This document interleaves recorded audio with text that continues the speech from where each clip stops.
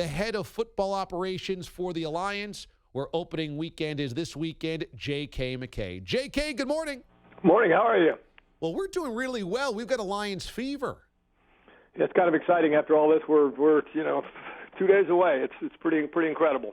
For our listeners, give us a thumbnail on the best 3 or 4 players in this league. If there was an MVP of the Alliance, who should our listeners be watching for early this season? You know, your listeners will watch and they'll decide, because it'll be. I'll tell you this right now. I'm not going to give you names because I don't want to exclude anybody, but it'll be somebody that we don't expect. Having done this before at the team level, way back in the old XFL in 2001.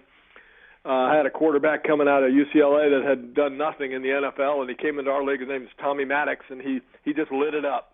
So there's going to be some of those guys. I think it's going to be somebody you don't expect, and when you get to see him play, you'll say, God, that guy's a lot better than I ever thought he was. You know, there are some names in the league that people will know, particularly because we've allocated players to their local teams. You know, Aaron Murray's going to be playing locally in Atlanta, and in each market there are guys like that. So it'll be interesting to see who emerges.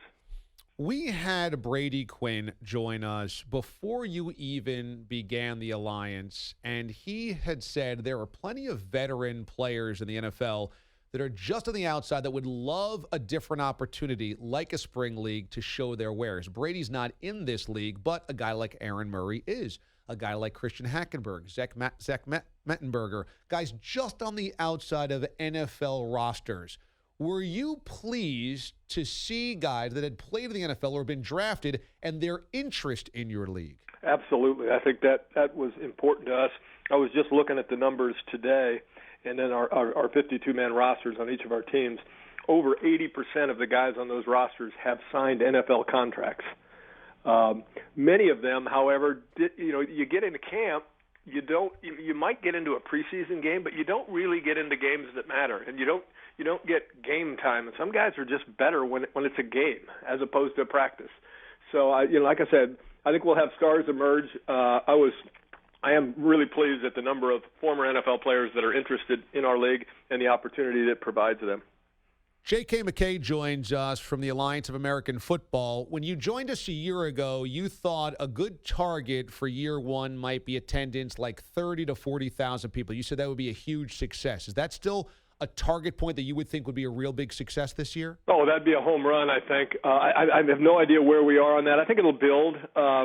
We've kind of been under the radar a little bit, and that's a little bit intentional in that we're trying to build this thing the right way for success in years 2, 3, 4, 5, and we have to prove ourselves, I think, in each of our markets. But I think our fans are going to like it. It's going to be fun, and I think hopefully over time our attendance will go up as opposed to the other direction. There was a meet and greet for the Birmingham Iron for fans, season ticket holders, et cetera, the other day at $150 a plate, and it sold out. It was a really impressive event.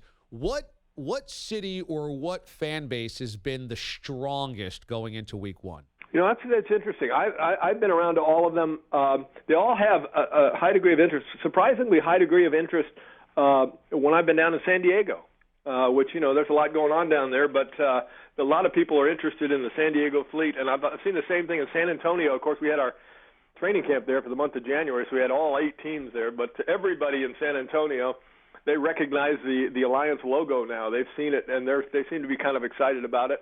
That'll be the really interesting thing to see which fan base really rises up and supports their team.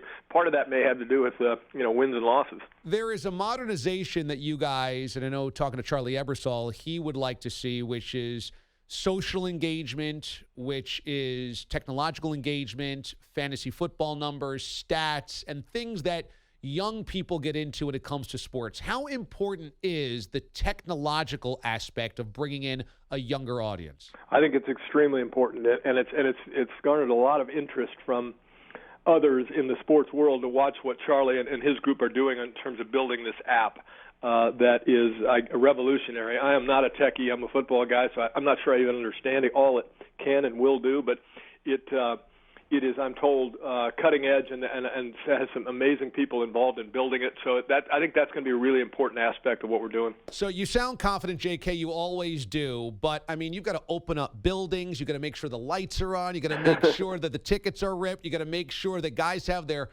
Gatorade and their helmets and the stickers are on the helmets. So it's got to feel like a scramble right now at the 11th hour, a little bit, right? Oh, 100%. It's, every day, as we say, every day is a fire drill.